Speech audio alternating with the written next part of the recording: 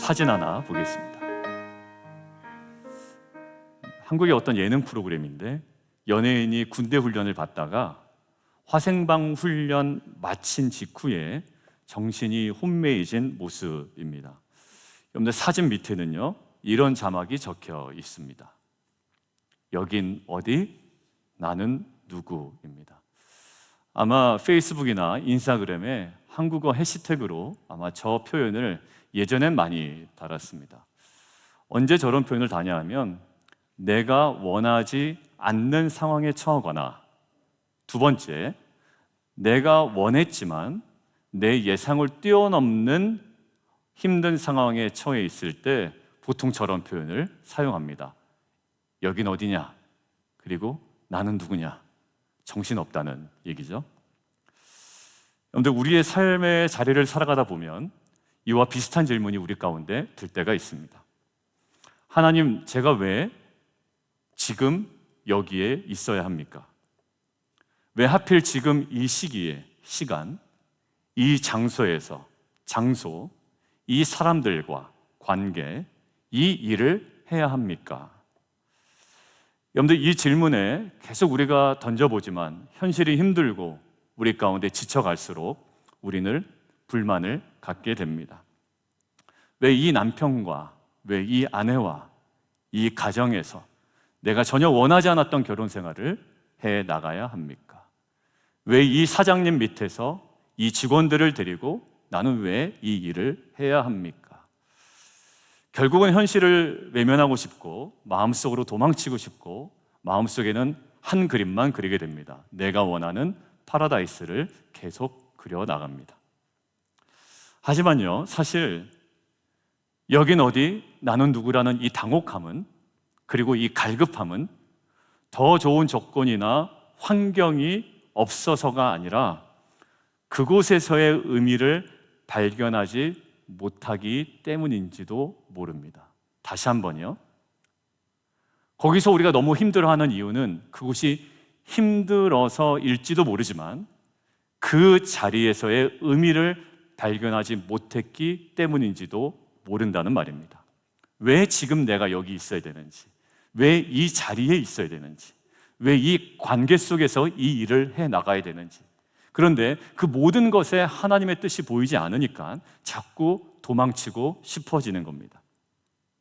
여러분들, 오늘 제가 이 말씀을 드렸는데 오늘 본문 예레미야 29장에 있는 남유다의 백성들도 마찬가지의 상황입니다. 지금 바벨론에 본인들이 원해서 온 것 아닙니다. 좋아서 머무는 것도 아닙니다. 포로로 끌려왔습니다.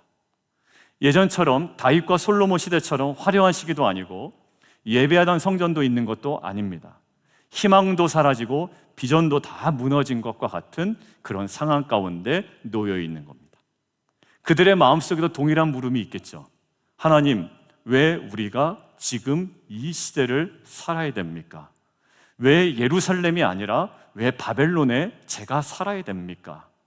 그런데도 놀랍게 의미를 전혀 찾지 못했던 바벨론에서 하나님은 백성들에게 말씀하십니다. 과연 어떤 말씀이었을까요? 하나님, 이 배우자와 나는 원하지 않는 결혼 생활을 언제까지 해야 됩니까? 하나님, 내가 원하지 않은 직장과 상사와 직원과의 관계 속에 언제까지 제가 이것들을 감당해야 됩니까?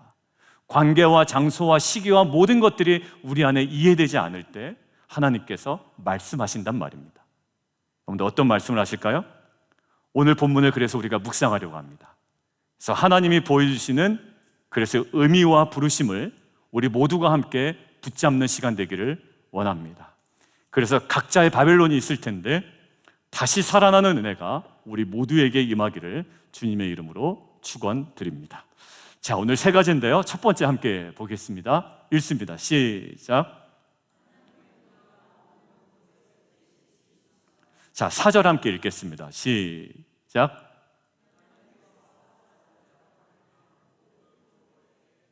여러분들, 질문합니다. 이 말씀이 누구에게 주어진 말씀일까요?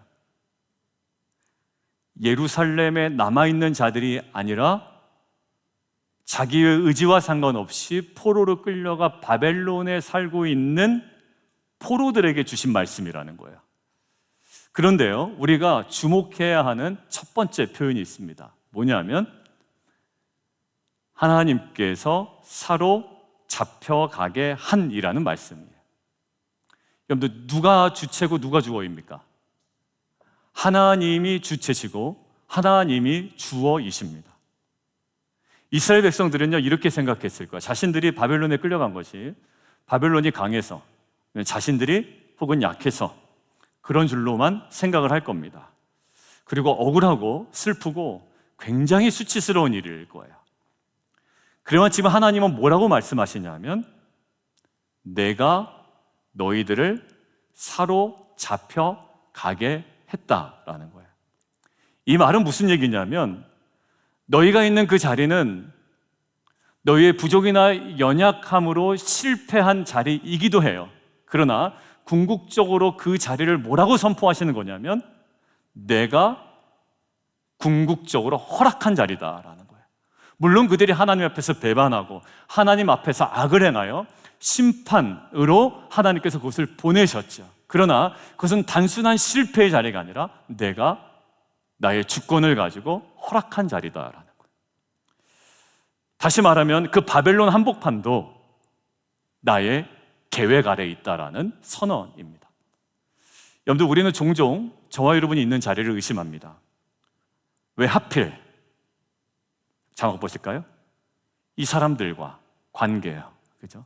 항상 우리의 의심하고 불평하는 것이 관계 의심합니다. 왜 이 사람들과? 그리고 어디요? 왜 이 일을? 그 다음에 또요. 왜 지금 만나서? 그리고 여기서 왜 내가 이 일을 감당하고 여기 있어야만 하는가라는 거예요. 마음속으로는 자꾸 도망치고 싶어지죠. 이건 내가 원하는 길도 아니었고 내가 꿈꾸던 인생도 아니었고 이건 나에게 맞는 자리가 아니라고 생각하기 때문입니다. 나는 이런 대우를 받아서도 안 되고 그렇게 받으려고 미국 땅에 온 거 아니에요. 우리는 다 이민자들입니다. 내가 이런 대우 받으려고 미국 온 거 아니고 나름대로 포부가 있었단 말이에요. 내가 이런 대우 받으려고 결혼 생활한 거 아닙니다. 그런데 그거와는 너무나도 다른 상황이에요. 여러분들, 예전에 제가 대학 입시를 할 때요, 예전에 한창 위에 그 선배들이 그러더라고요. 야, 너 정도 성적이었으면 예전에는 어느 대학 이상은 갔어. 지금은 안 된다라는 거예요. 물론 그 절대 점수로 얘기하는 겁니다. 예전에 그러니까 저희 어머니 아버지가 그렇게 얘기했어요. 예전에는 공부 조금만 열심히 하면 우리가 흔히 가고 싶어 했던 그런 대학을 갔어. 대신에 돈이 없어서 못 보냈지. 보통 이렇게 얘기를 많이 하셨어요. 그때 억울한 생각이 들더라고요. 내가 왜 지금 태어났을까? 여러분들, 이번에 SAT 보고 아이들 막 대학을 가는데요, 갈수록 미국도 대학 보내기 어려워진대요. 그때 아이들이 한탄하는 내용이 뭘까요? 내가 왜 지금 시즌에 대학을 가게 돼서. 항상 우리는요, 시기에 대해서, 장소에 대해서, 내가 맡고 있는 관계에 대해서 우리는 바벨론과 같은 그런 마음을 갖고 있습니다. 여러분들, 근데 바로 그 자리에서 하나님의 뜻과 계획을 볼 수 있다면 모든 것이 달라지게 될 줄 믿습니다. 여러분들, 전혀 이해되지 않았던 내가 원했던 결혼 생활이 아닌데 그 내가 원했던 어찌 보면 그런 결혼 생활조차 그곳에 있는 하나님의 뜻을 발견하게 되면 그 모든 생활과 삶을 감당하게 될 줄 믿습니다. 예를 하나 들어보면 사도 바울이에요. 사도 바울이 이제 예루살렘으로 간다고 합니다. 그랬더니 많은 사람들이 말려요. 뭐라고 말리냐면, 야, 사도 바울, 거기 가면 너 고난당해, 죽을 수도 있어, 이렇게 얘기한단 말이에요. 그때 바울은 무슨 이야기를 하냐면 이렇게 얘기합니다. 같이 한번 보죠. 시작.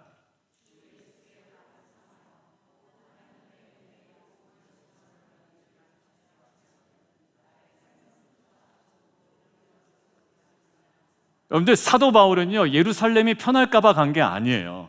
좋은 길이 열려서 간 게 아닙니다. 하나님의 뜻이 있기 때문에 의미를 발견하고 간 거예요. 내가 혹 결혼도 그럴 수 있어요. 내가 편하려고 결혼하는 경우도 있어요. 그렇지만 결혼 생활을 하다 보니 그 결혼 생활 속에, 답답한 생활 속에 하나님의 뜻과 의미를 새롭게 발견하면 새로운 관점으로 그 모든 결혼 생활을 감당하게 될 줄 믿습니다. 맞죠, 홍 집사님? 네, 농담이에요. 맞아요. 우리가 느끼는 바벨론도 하나님의 은혜와 뜻을 발견하게 되면 그 모든 것들 가운데 능히 감당하는 은혜가 주어지는 거예요. 자신이 서야 하는 자리, 사도 바울은 하나님이 원하시는 사명의 자리가 거기 있기 때문에 불편함이 예상되지만 간 겁니다. 사랑하는 성도 여러분, 지금 여러분이 있는 자리, 지금 그것이 여러분의 바벨론처럼 느껴질 수 있어요. 원하지 않는 자리, 감당하기 벅찬 현실, 도무지 말로 설명될 수 없는 시간일 수 있습니다. 하지만 그 자리에도 하나님의 뜻이 있는 줄 믿습니다. 그 자리를 허락하신 분이 하나님이시고 그 자리를 통해 이루시고자 하는 일이 분명히 있다는 사실을 오늘 믿음으로 붙드는 저와 여러분 되기를 주님의 이름으로 축원합니다. 그렇기 때문에 사랑하는 성도 여러분, 오늘 그 자리를 도망치려 하기보다 하나님의 뜻을 구하십시오. 주님, 여기에 왜 저를 두셨습니까? 이 관계 속에, 이 시간 속에, 이 상황 속에 하나님, 제가 붙들어야 할 예배자의 삶은 무엇입니까? 이 질문이 우리 가운데 던져지고 그 질문을 통해 새로운 응답이 우리 가운데 보여질 때 우리의 시선도 바뀌고 그 자리는 회복의 터전이 될 줄 믿습니다. 마치 3주 전 설교처럼 그 마른 뼈들이 너무나도 흩어져 있던, 외면하고 싶었던 그 자리가 큰 군대가 이르는 터전이 된 것처럼 그 자리가, 그 바벨론의 자리가, 납득되지 않고 설명되지 않았던 그 자리가 저와 여러분의 그 회복의 터전이 될 줄 믿습니다. 여러분들, 우리는 DC와 버지니아와 메릴랜드 우리가 포진해서 살고 있습니다. 그리고 우리 집, 우리의 일터, 우리의 이웃, 하나님이 그냥 놓으신 자리가 아닌 줄 믿습니다. 우리를 그 도시 한복판으로 노던 버지니아의 선교사로 지금도 계속적으로 파송하고 계신 줄 믿습니다. 오늘 그 자리에서 다시 일어나서 회복되어가는 저와 여러분 되기를 주님의 이름으로 축원드립니다. 두 번째, 함께 읽겠습니다. 시작. 여러분, 하나님은요 바벨론에 있는 이스라엘 백성들에게 이렇게 얘기하십니다. 같이 한번 읽습니다. 시작.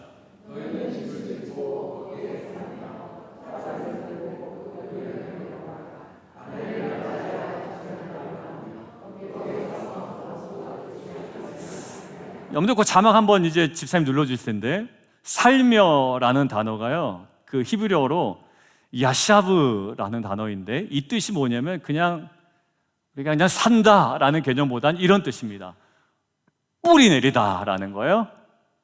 그리고 정착하다라는 거예요. 대충 사는 것이 아닙니다. 살다가 그냥 기회가 되면 언제든지 떠나겠다라는 마음이 아니라 어떻게 해요? 뿌리 내리고 정착한다라는 거예요.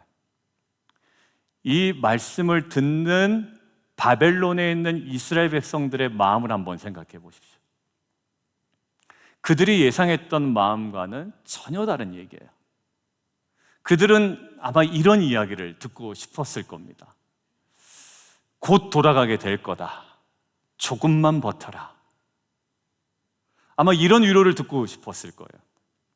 그런데 여기서 중요한 건 하나님께서 그렇게 말씀하지 않으셨다라는 거예요. 그리고 단지 현실을 그냥 수용하고 살아라 정도가 아니에요. 오히려 그 자리를 피하지 말고 뿌리를 내리고 심지어 번성하라고 하십니다. 참고 버티는 것이 아니라 그 자리에서 생명을 낳고 미래를 준비할 뿐만 아니라 하나님의 뜻을 그 가운데 이루어 내라는 거예요. 미국에 이민 오실 때는 부푼 꿈을 안고 왔다가 조금 여러 가지로 어려우면 여기민 가야 되겠다 이런 생각을 많이 하시는데요. 요즘에 할 수 있죠. 돌아갈 수 있습니다. 환경 때문에 그럴 수 있습니다. 그런데 하나님이 오늘 우리에게 뭐라고 말씀하시는 거예요? 현실 도피가 아니라 현실 순종, 예배자의 태도는 그렇지가 않다라는 거예요. 여러분들, 이게 쉬운 명령이 아닙니다. 불편하고 힘든 현실 앞에 자꾸 도망치고 싶은 마음이 있습니다. 내가 이러려고 미국에 왔나? 다시 한국 가자.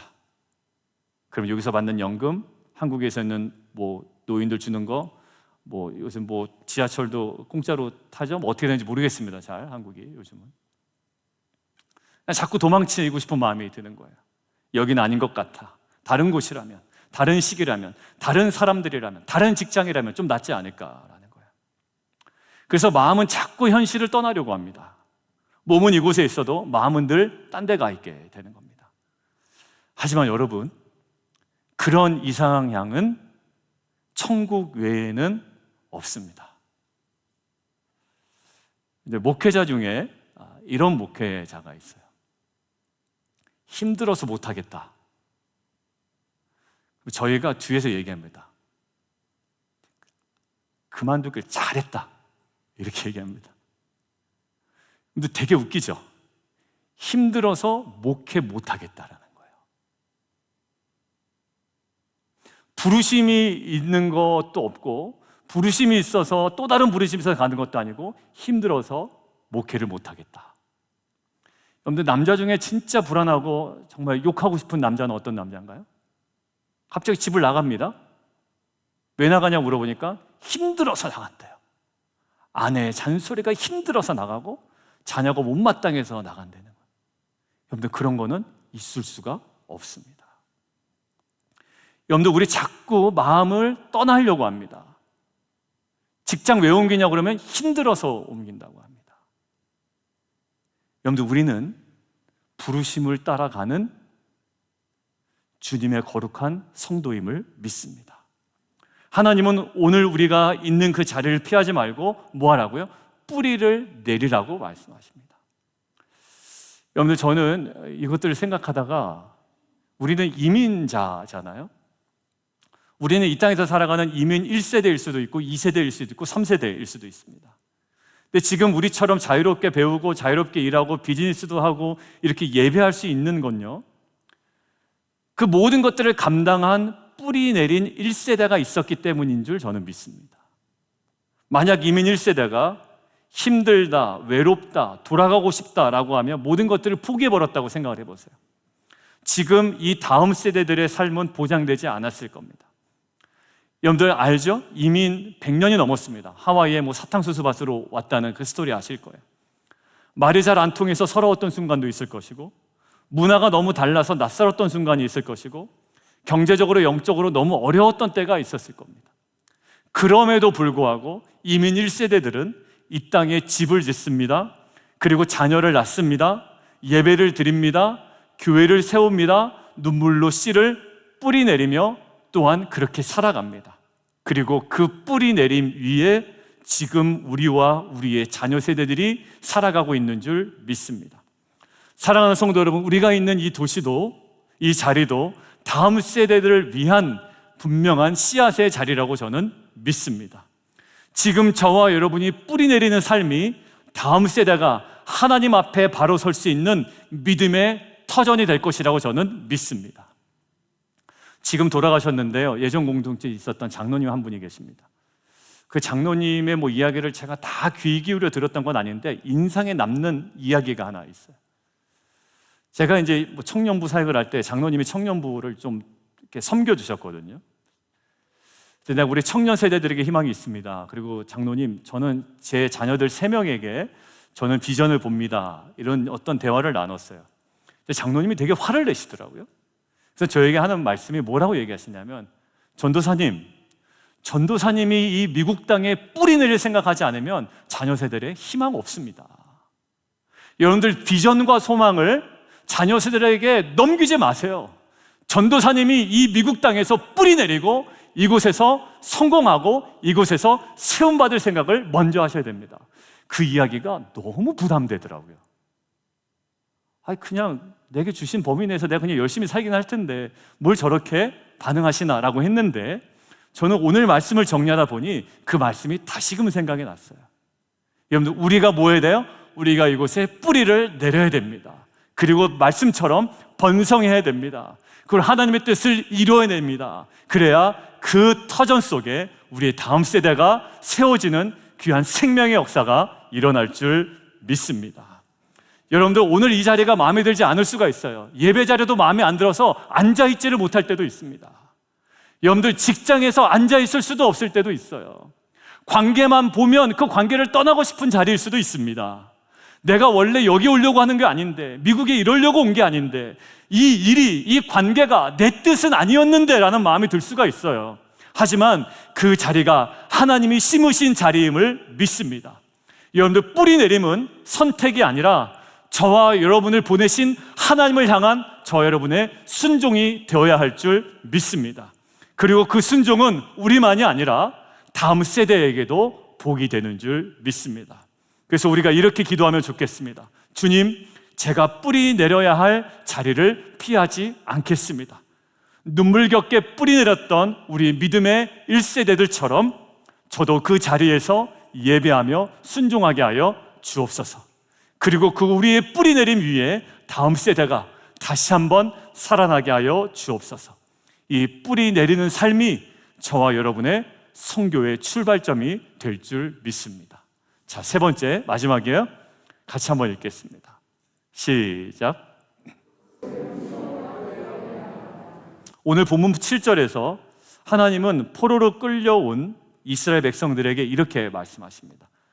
자, 포로로 끌려온 거예요. 같이 한번 읽겠습니다. 시작.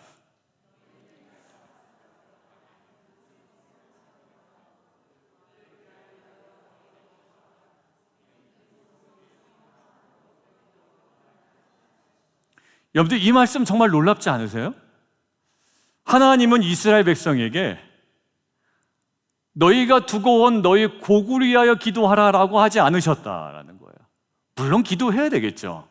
근데 지금 뭔가 바벨론을 회피하고 싶고 고국을 바라보고 싶은 이들에게 오히려 고국보다는 너희가 있는 이 땅을 위하여 기도하라고 말씀하십니다. 이따 공동체 기도문에, 그래서 저희가 대한민국 민족교회를 위해서 저희가 계속 기도 제목이 있었지만 오일은 의도적으로 빼고 미국을 위한 기도 제목을 저희가 좀 넣었습니다.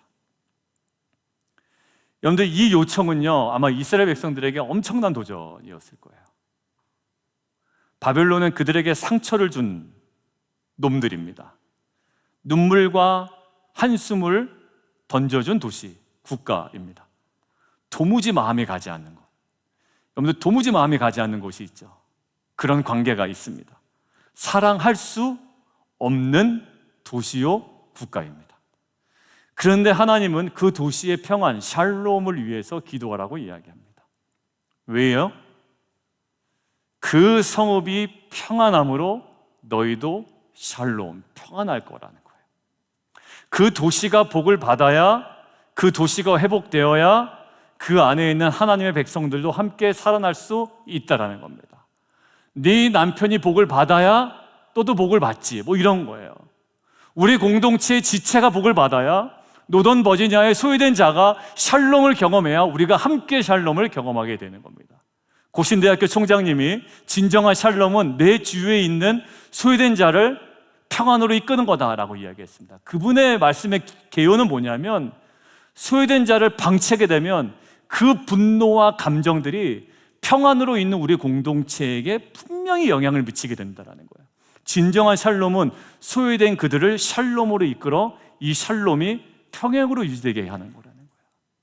여러분들, 바벨론에 있죠? 우리는 어떻게 해야 됩니까? 이 바벨론의 평안, 샬롬을 구해야 합니다. 샬롬은 뭘까요? 단순히 전쟁이 없는 것이 아니고 정의가 흐르는 것이고요, 관계가 회복되는 것이고, 가난한 자가 돌보아지는 것이고, 궁극적으로 하나님과의 화목이 이루어지는 것, 이것이 샬롬입니다. 다시 말하면 이 샬롬은 그 도시에 하나님의 나라가 이루어지는 것을 이야기를 합니다. 하나님께서 결국 뭐를 얘기하실까요? 하나님 나라의 회복을 위해 도시 한복판에서 기도하고 축복하며 너희의 삶으로 살아내라고 이야기를 하는 겁니다. 한 명을 좀 떠올려 봤습니다. 다니엘이에요. 다니엘은요, 예루살렘에 있다가 바벨론으로 포로로 끌려온 사람 중에 한 명이었습니다. 그는 바벨론의 궁정에서 일을 합니다. 그리고 바벨론의 나라의 평안을 위해서 기도합니다. 그리고 그 나라의 정치와 문화 속에서 하나님의 뜻을 살아냅니다. 그는 바벨론을 미워하지 않습니다. 의도적으로 오히려 하나님의 백성으로 그 도시를 섬깁니다. 결국 다니엘은요, 바벨론이라는 이방 도시의 한복판에서 하나님의 이름이 높임받는 일을 경험하게 됩니다. 사랑하는 성도 여러분, 우리가 지금 살아가는 이 도시를 사랑하시나요?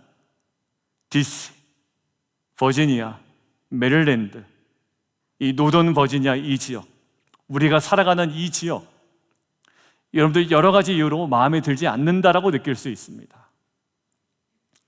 여러분들 이민 생활을 오래 하신 분들은 이민 초기에 오신 분들의 행동이 마음에 안 들어요. 왜? 자꾸 한국 얘기하거든. 그러니까 이민 오래 계신 분들은 이민 얼마 안 된 사람이 자꾸 한국 얘기하면 이렇게 썩 내켜하지 않습니다. 그리고 한국에서 오신 분들은 미국 시스템에 대해서 자꾸 뭐라고 이야기를 합니다. 왜 느리냐 뭐 이야기. 결국 뭐냐면 각자가 서로를 바벨론으로 여기는 거예요. 거긴 뭐가 없어요? 하나님 나라가 없어요. 오래되신 분들은 새로 오신 분들을 조금 그런 눈으로 보고, 새로운 사람들은 한국과 비교하며 미국의 시스템들을 자꾸 폄하하고. 그런데 여러분들 마음에 안 들 수도 있고 마음에 들지 않는 대상일 수도 있습니다. 그런데 하나님은 우리에게 이렇게 얘기하십니다. 이 도시에 무엇을 구하라? 평안을 구하라. 이 도시의 회복을 위해 기도하라. 너의 평안은 어디에 있다? 그 도시의 평안에 있다. 여러분들, 저는 저와 여러분이 이 노던 버지니아의 단순한 소비자가 아니라 예배자요, 기도자요, 회복의 통로로 쓰임받기를 주님의 이름으로 축원합니다. 여기에 있는 그럴듯한 자원들을 다 끌어다가 저와 여러분의 유익을 위하여 사용하는 단순한 소비자가 아니라 이 지역을 품고 예배하고 이 지역을 품고 기도하며 이 지역의 평안을 구하는 복의 통로로 쓰임받는 저와 여러분 되기를, 그리고 빛과 소금 공동체 되기를 주님의 이름으로 축원합니다. 사랑하는 성도 여러분, 하나님께서는 우리를 바벨론과 같은 도시와 상황 가운데 그저 계속 불평하며 견뎌내기만을 원하지 않으세요. 그 도시를 품고 그 대상을 품고 위에서 기도하며 그 모든 것들을 변화시키는 사람으로 살아내기를 원하시는 줄 믿습니다. 그 모든 시작은 도시를 품는, 영혼을 품는 기도에서부터 시작됩니다. 그 기도가 저와 여러분의 그 선교로 확장되는 예배 공동체 가장 중요한 물꼬를 트는 능력이 될 줄 믿습니다. 오늘 말씀 마무리합니다. 하나님은 우리가 꿈꾸는 장소보다 우리를 보내신 그 자리에 관심이 많으십니다. 근데 우리는 하나님이 보내신 그 자리에 대한 관심은 없고 그냥 우리가 꿈꾸는 이상적인 자리를 바라보게 되죠. 그 자리가 바벨론처럼 느껴져서 우리는 파라다이스를 계속 꿈꿉니다. 하나님, 이 바벨론 말고요, 하나님 파라다이스를 주세요. 그러나 너무나도 말로 설명조차 되지 않는 바벨론의 그 상황 가운데 하나님의 뜻이 있는 줄 믿습니다. 그리고 하나님의 샬롬이 흐르기를 원합니다. 이제는 우리가 불평이 아닌 기도로, 그리고 도피가 아닌 뿌리 내림으로, 그리고 내 뜻이 아니라 하나님의 부르심으로 살아감을 통해 선교를 확장해 나가는, 그리고 선교로 확장되는 예배 공동체 되기를 주님의 이름으로 축원드립니다.